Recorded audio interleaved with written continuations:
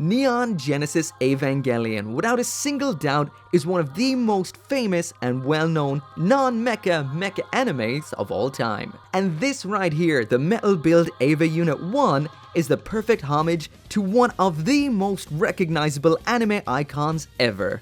And honestly, the best action figure I have ever laid my hands on. Full stop. Let's check it out.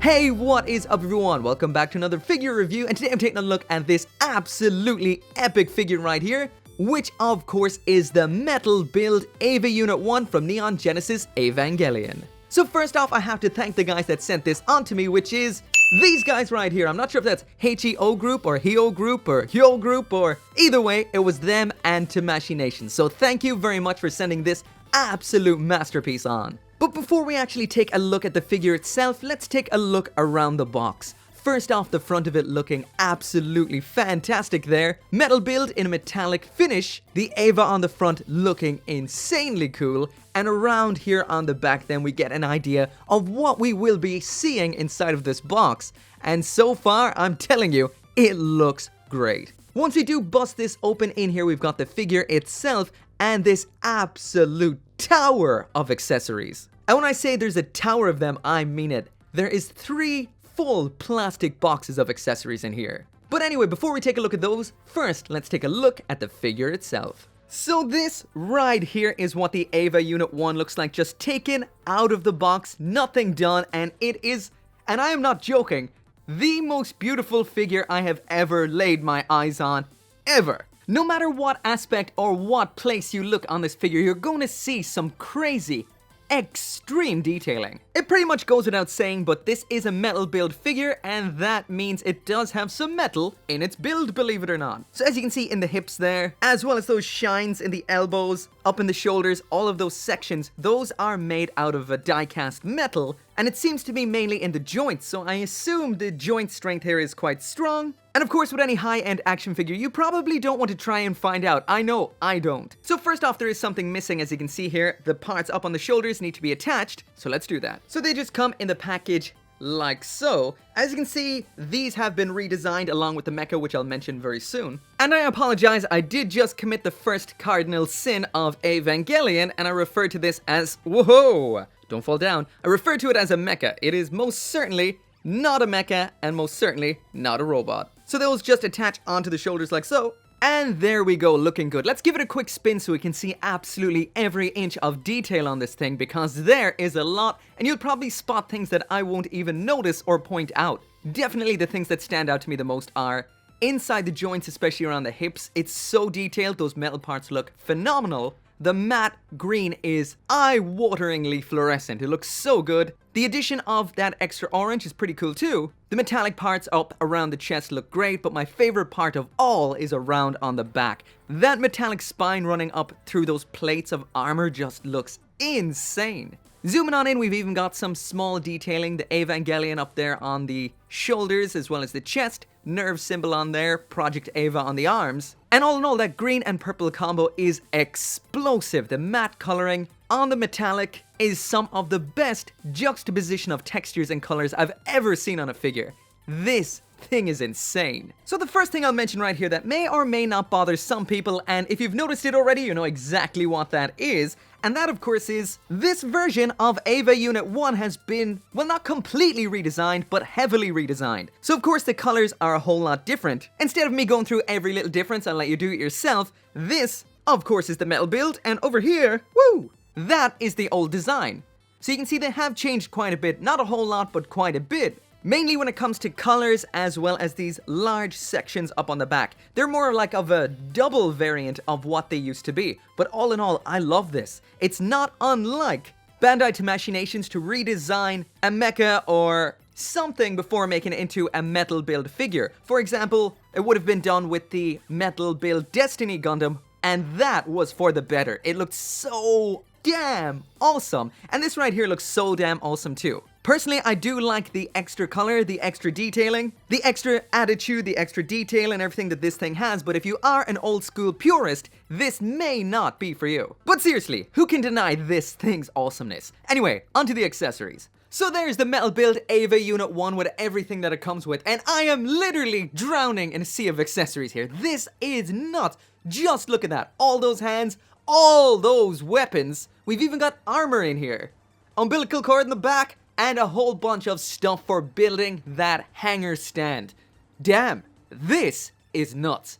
So first off, we're going to start with the biggest thing in here, and of course, that is that stand that resembles the EVA hangar. So basically, we've got a bunch of these little plug segments which are hiding the holes when stuff isn't attached into it. So you just pop out 3 of those to put in this little side segment here. To make the towering tower sections, we just attach both of these together. That slots in just like so. And exactly the same then is done on the other side. That side section which you need to remove those 3 plugs, that second tower which needs to be assembled, then this little segment attaches on the back, holds both of those together, and that right there is what it looks like complete. We also have the option of pulling out this little section here in order to attach the stand arm which can attach into the back of the EVA. All in all, there is your finished display base, and that is awesome. So we're going to be putting this to the side for a minute. We'll be coming back to it once we've looked at everything else so we can display it all on here, but for now, out of the way. As for hands in here, we've got a pair of standard fists. So as for how they attach, in case you're interested, we've got a standard ball joint right here on top of this moving joint which rotates, so there's a whole lot of action going on in there. So as for the alternate hands, and we've 2 of each of these, first up, we have a pair of relaxed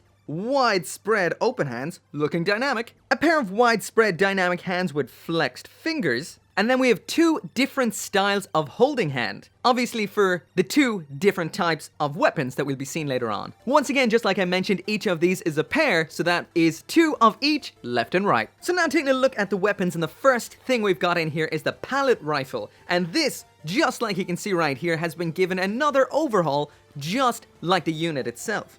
And there is absolutely no denying that this thing looks insanely good. It's split up into a nice grey. Underneath there you can see that there are metallic gunmetal parts. Orange round here on the stock, as well as those 2 light blue segments. And all in all, this looks fantastic. If that wasn't awesome enough for you already, this also features a fully functional magazine that clips in just like so. There's it in, there is it out, and that is cool. On top of that, we've also got some optional attachment points for the little rail you can see here on the underside, which includes this bayonet, pretty damn awesome right there, as well as that bayonet. Hold on, that bayonet just came off in order to be used as a standard knife, so there's that option as well. Now that is awesome too. As well as that, we've also got this right here, which is referred to the grenade parts, but of course, that right there is a grenade launcher in matching colors to the pallet rifle itself, looking awesome as well.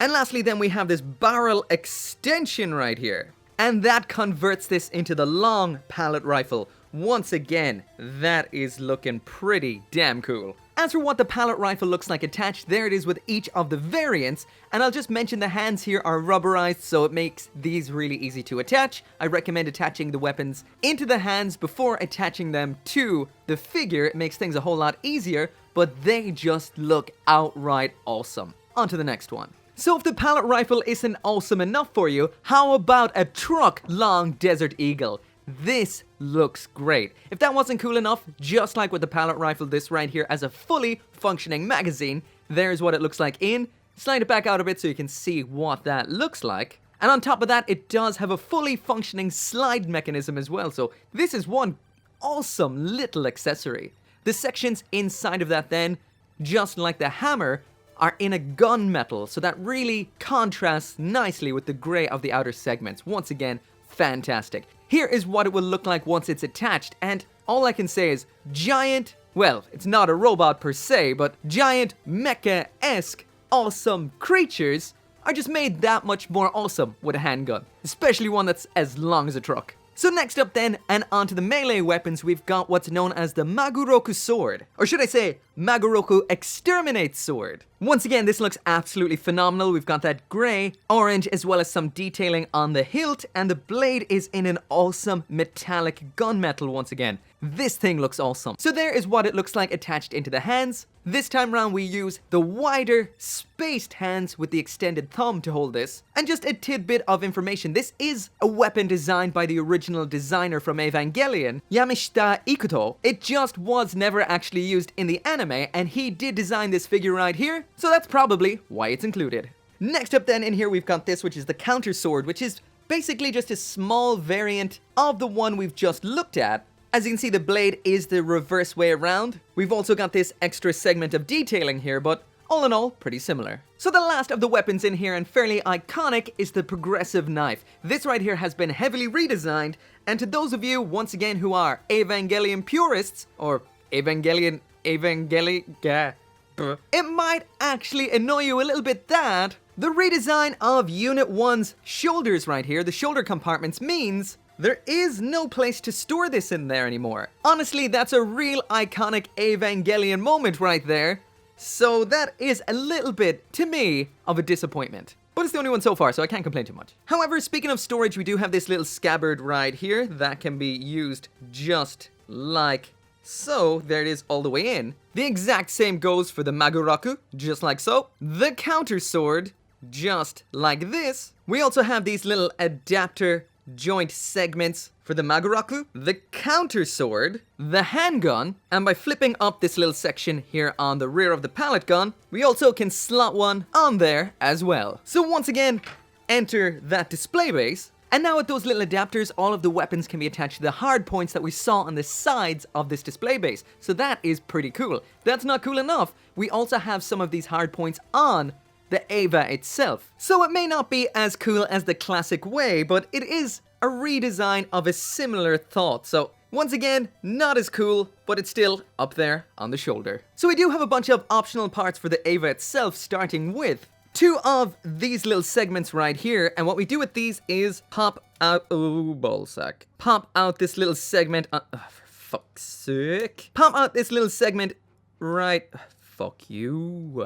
Pop out this little segment on the side of the leg. This gives us access to this little slot into which this part pops into. So now just like up here as well as back here, we now have some hard points on the upper thigh. So you can just take your choice of weapon. The instructions don't necessarily say what goes where, so you've got your own choice of where they go. So I guess you just do something like pop the pistol on there, cowboy style. So essentially you can stick the entire loadout all over the EVA if you wanted to, so that is pretty cool. We also have 4 of these extension joints right here. So if you wanted to extend any of these hard points, you just pop that into the hard point, attach the weapon into that. So you've got this kind of thing going on here. So you got some whirly moving action just like so. If you want something a little bit more extended. It's starting to look like some kind of Mecha Swiss Army knife at this point. So we do have a couple more options in here for the unit itself, including this alternate head section with goggles. So right there is what it looks like with the standard head,